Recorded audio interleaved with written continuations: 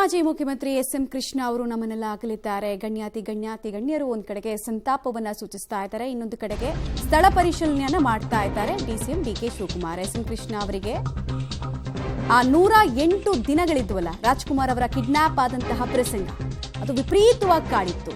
In fact ರಾತ್ರಿ ನಿದ್ದೆ ಇಲ್ಲದೆ ಅವರು ಒದ್ದಾಡ್ತಾ ಇದ್ರಂತೆ.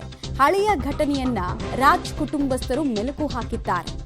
ಎಸ್.ಎಂ. ಕೃಷ್ಣ ಅವರನ್ನ ಆ 108 ರಾತ್ರಿಗಳು ರಾಜ್ಕುಮಾರ್ ಅವರು ಕಾಡಲ್ಲಿ ಇದ್ದಷ್ಟು ದಿನ ಇವರು ನಾಡಲ್ಲಿದ್ರೂ ಕೂಡ ಅವರಿಗೆ ನೆಮ್ಮದಿಯಾಗಿ ನಿದ್ದೆ ಮಾಡೋದಕ್ಕಾಗಲ್ಲ. ಅವ್ರನ್ನ ಕರ್ಕೊಂಡು ಬರೋ ತನಕ ಅವರು ನಿಟ್ಟುಸಿರನ್ನ ಬಿಡ್ಲೇ ಇಲ್ಲಿಲ್ವಂತೆ. ನೆಗೋಸಿಯೇಷನ್ ಮಾಡೋದು, ಹೆಂಗ್ ಕರ್ಕೊಂಡು ಬರೋದು ಅಂತ ಪ್ಲಾನ್ ಬಿ ಅಂತ ಎಕ್ಸಿಕ್ಯೂಟ್ ಮಾಡೋದು ಒಂದ್ ಕಡೆಗೆ.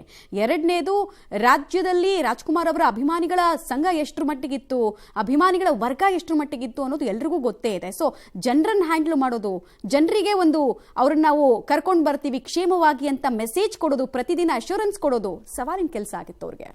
ಯಾವಾಗಲೂ ಅಷ್ಟೇ, ಅದು ಬಿಫೋರ್ ಅಷ್ಟೇ ಫಾದರ್ ಅವ್ರು ಯಾವಾಗಲೂ ಅವರ ಎಸ್.ಎಂ. ಕೃಷ್ಣ ಮೇಲೆ ಒಂದು ಸಪ್ರೇಟ್ ರೆಸ್ಪೆಕ್ಟ್ ಇರೋದು. ಯಾವಾಗಲೂ ಐ ಥಿಂಕ್ ಅವ್ರು ಯಾವಾಗಲೂ ಹೇಳೋರು ಈ ಥರ ಒಂದು ಸೊಫಿಸ್ಟಿಕೇಟೆಡ್ ಸಿ.ಎಮ್ ಇಲ್ಲ ಅಂದರೆ ಒಬ್ಬ ಮನುಷ್ಯ ಸೊಫಿಸ್ಟಿಕೇಟೆಡ್ ಆದರೆ ಹೆಂಗಿರ್ಬೇಕಂದ್ರೆ ಎಸ್.ಎಂ. ಕೃಷ್ಣ ಅವ್ರ ಥರ ಇರಬೇಕಂದ್ರೆ ಶಿಸ್ತು, ಅವ್ರು ಮಾಡೋ ಕೆಲಸದಲ್ಲಿ ಇರ್ಬೋದು. ಆಮೇಲೆ ಎಸ್ಪೆಷಲಿ ಈ ಕಿಲಿಂಗ್ ವೀರಪ್ಪನ ಟೈಮ್ನಲ್ಲಿ ನಮ್ಮ ಫ್ಯಾಮಿಲಿ ಜೊತೆ ಇದ್ದಿದ್ದು ಯಾವತ್ತೂ ನಾವು ಮರೆಯಲ್ಲ. ಆಮೇಲೆ ಪರ್ಸನಲ್ ನಮಗೂ ಅವ್ರ ಜೊತೆ ಆತ್ಮೀಯತೆ ಇದು, ಅವರ ಸನ್ನಿಲ್ಲ ಇರ್ಬೋದು, ಅವರ ಇಡೀ ಫ್ಯಾಮಿಲಿ ಜೊತೆಲೆಲ್ಲ ಪ್ರೇಮ ಆಂಟಿ ಇರ್ಬೋದು, ಎಲ್ಲ ಜೊತೆಲೂ ಒಂದು ನಂಟಿಸ್ತನ ಆಯಿತು. ಇವತ್ತು ಖಂಡಿತ ದುಃಖ ಆಗುತ್ತೆ. ಯಾಕಂದರೆ ವಯಸ್ಸು ಎಷ್ಟೇ ಆದ್ರೂ ಹೋದ್ರೆ ಲಾಸ್ ಅಂತ ಲಾಸನ್ನೇ.